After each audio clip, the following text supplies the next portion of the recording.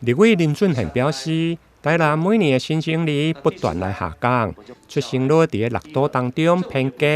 为了鼓励家庭愿意来生加生，伊嘛提出第一梯生育奖励金将提悬到4万，第二梯4万5，第三梯5万，第四梯10万，甲着台北的首都来看齐。第一个，我们的生育奖励金我们直接加倍从2万变为4万，那每一胎加5000，第二胎4万5，第三胎5万，那你第4胎我就要发10万那明年呢，中央政府还会再发10万，那这个可以叠加所以明年如果你生一胎，你就可以领到中央的10万以及地方的4万。除了生育奖励金，另外伫产检回诊的客停车费的补助，虽然台南市伫个居家安泰的部分有补助，不过因为核销甲伫申请的麻烦，对此林俊宪嘛提出孕妇后生，依照台北甲高雄的经验，采主动来发放，而且一届来核发，上悬会用领到7500块。孕妇豪行这个计程车的补助部分，那个时候其实市政府一个政策，它就是要居家安胎。那时候它车子是包在这个居家安胎的政策里面。那时候我就去索资6都我就去索资，我觉得台南市的这个执行率怎么这么低？真的，1年只有61个人申请。当然我们市政府的因为预算有限，所以我们预算比例也相对较低。但是我觉得那个申请的人数真的是太夸张了。我用过医生诊所，大概一个孕妇怀孕的整个过程，包括产后6个月，她一共要到医院诊所24趟。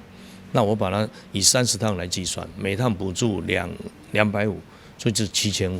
而且你一怀孕，我就全部7500一次发放，而且免核销。台南市目前1年生9000多个小孩。但是只有60几个孕妇来申请计程车补助，台南市有孕妇第一个不知道，第二个目前的申请手续非常麻烦，你要拿单据啦，还有医生证明等等所以很多孕妇都不愿意为了一趟的计程车费这样跑来跑去。我觉得就是在计程车这个政策上，其实真的对我们补助，就是对我们的帮助非常的大。然后有这样的补助，其实让我们在照顾家庭上，其实也少了，就是也减少。就是很多的负担。听到委员提到的，就是孕妇的计程车，其实还蛮有感的。因为那时候我也是怀孕，从初期到后期要生产，我都自己开车。这甚至呢，最后就是真的没办法开车，因为肚子太大了。对，那要坐计程车，因为我是在奇美医院南区到奇美，这样一趟也要200-300的费用。对，那这样子一趟就